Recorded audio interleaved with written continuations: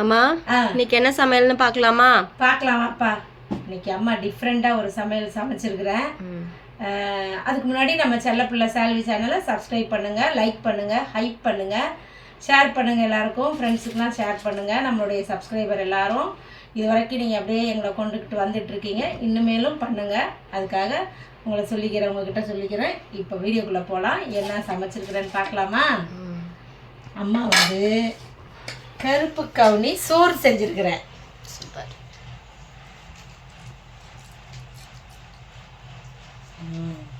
இது இப்படிதான் இருக்கும், ஸ்டிக்கியா தான் இருக்கும் இந்த ரைஸ். இப்படிதான் நிறைய பேர் எல்லாரும் சாப்பிட்றாங்க. நல்லா அழகா இந்த சைனீஸ்லாம் இல்லை, டப்புக்கு டப்புக்கு டப்புன்னு வேகமாக இப்படி அள்ளி உள்ளே வைப்பாங்க. குழம்புலாம் ஊற்றிக்கிட்டு எனக்கு ஒரு 2 கரண்டி, சோஃபிக்கு ஒரு 2 கரண்டி. வெள்ளை சோறு சாப்பிடாம இந்த மாதிரி சாப்பிடணும், பழகலாம்.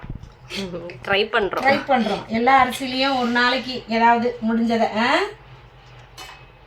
இப்போ இதில் என்ன ஊற்றி சாப்பிட போகிறோம் தெரியுமா? அதுதான் மெயின். சோஃபியாவுக்கு வந்து மட்டன் கால் சூப் வச்சுருக்கேன்ல, அதை அப்படியே இப்படி ஊற்றி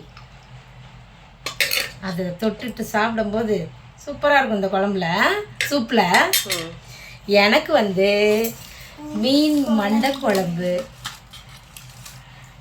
நல்ல பெரிய மீன் மண்டை இப்படி குழம்பு ஊற்றி இப்படி எடுத்து சாப்பிட்டு பாருங்க, எப்படி இருக்குன்னு சொல்லுங்க. உண்மையை சொல்லுங்க. உண்மையை சொல்கிறேன் நான்.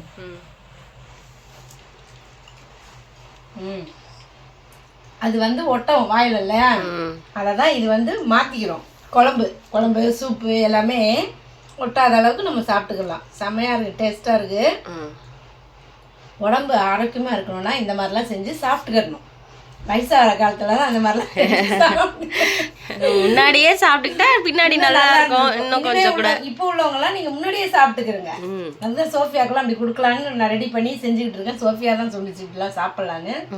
சூப்பராக இருக்குது. அதான் இன்னைக்கு இதுதான் எங்கள் வீட்டு சமையல். எல்லாம் கமெண்டில் சொல்லுங்கள், இந்த மாதிரி சாப்பிட்றது நல்லது அப்படின்றத நீங்களும் சொல்லுங்கள். அதனால தான் நம்ம இப்போ அந்த கஞ்சி மிக்ஸ் கூட ரெடி பண்ணுறோம். ஆமாம், சூப்போட எப்படி இருக்குன்னு பார்த்துருவோம். அதையும்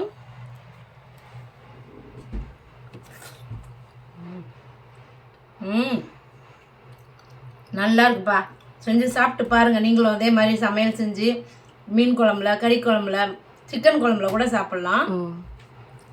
எப்போவுமே நம்ம வந்து தேங்காய் சக்கரை போட்டு தான் சாப்பிட்டு பழகிருக்கோம்ல, இந்த மாதிரியும் சாப்பிட்லாம். இது உடம்புக்கு இன்னும் நல்லது தான் இல்லையா? அதனால் செஞ்சு சாப்பிட்டு பாருங்கள் நீங்களும். சரி, நம்ம அடுத்த வீடியோவில் பார்ப்போமா? ஓகே. இன்னைக்கு பிறந்த நாள் திருமணநாள் கொண்டாடுற எல்லாருக்கும் வாழ்த்துக்கள் சொல்கிறேன், ப்ரேயர் பண்ணிக்கிறேன். எல்லாரும் சந்தோஷமா இருங்க. நம்ம நாளைக்கு என்ன சமையல் நம்ம அடுத்த வீடியோவில் பார்க்கலாம். பாய்.